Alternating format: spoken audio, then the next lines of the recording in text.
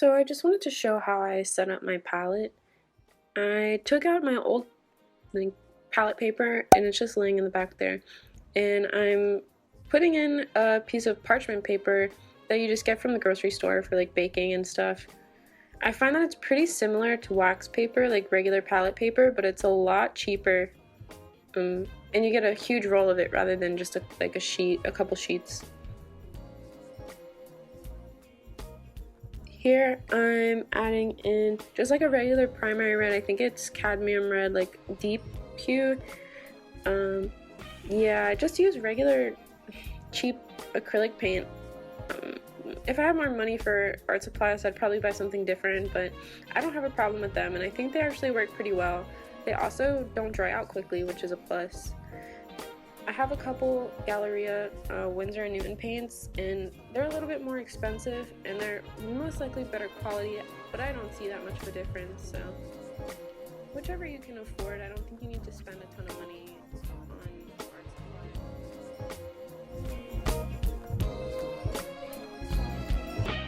We figured you might be able to tell us what's behind the mystery of this mask. As long as the mask is in your possession, you are in great danger. Well, they're not getting my mask. I'm not super specific about how I set up my palette, but I do like having it arranged in a certain way. I just think it makes it a lot easier when I'm choosing my paints. I think it's just more from memory. And I like to blend certain colors together more than others, so when I put them next to each other, it makes it a lot easier to do that. Like my flesh tones, I use yellow ochre a lot with the cadmium red, so I put them next to each other.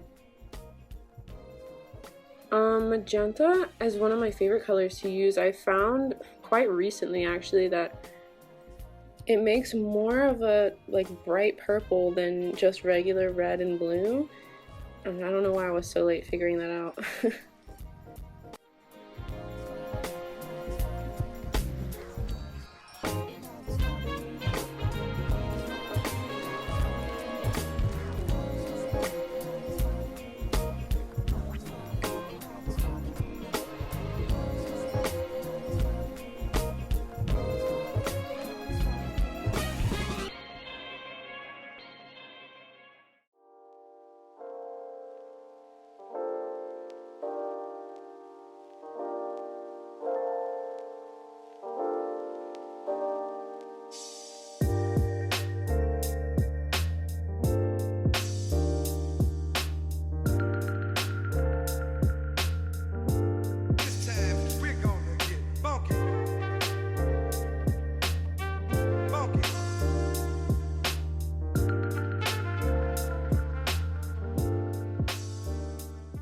Just sort of looking at my photo and just roughly planning out where I want certain things to go, like where I want the hair, where I want the face to be, all relative on the canvas, sort of like setting out my composition.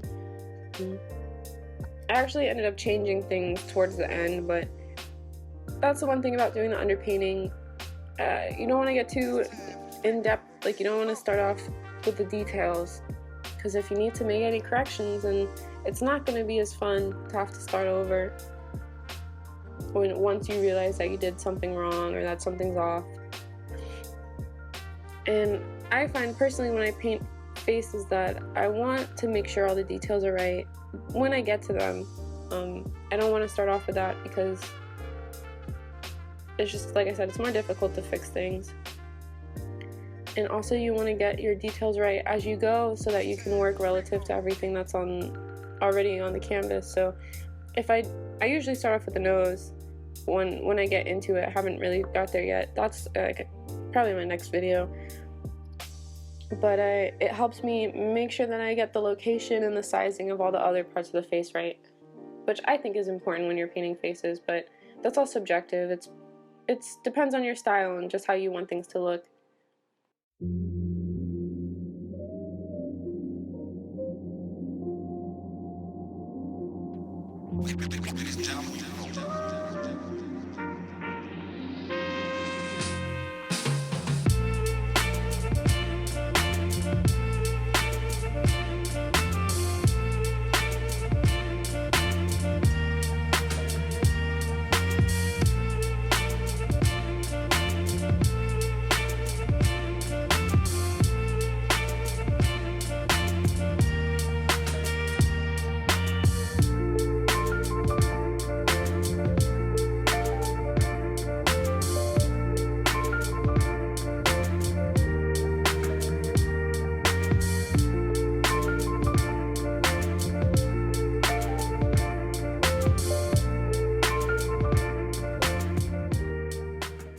Oh, here I accidentally dipped my brush into yellow.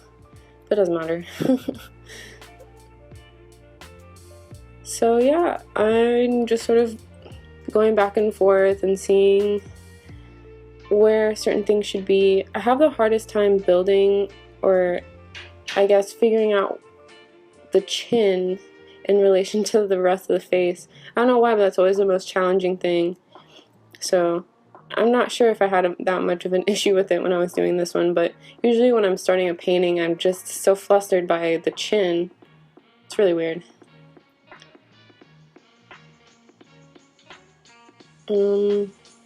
So I think I got up and went to check just to see how it looked like from far away. My room is really small and I'm like painting in a corner, so I can't really back straight up from where I'm sitting. So yeah, this is where I realized that I was working way too small and I wanted to make the face bigger. So I just dipped my brush straight up in the red so I could make a new outline and build just a new shape and move things around. But I definitely wanted to make the most space out of the canvas, so when I realized I was working way too small, I was just like, crap, I need to change this right now.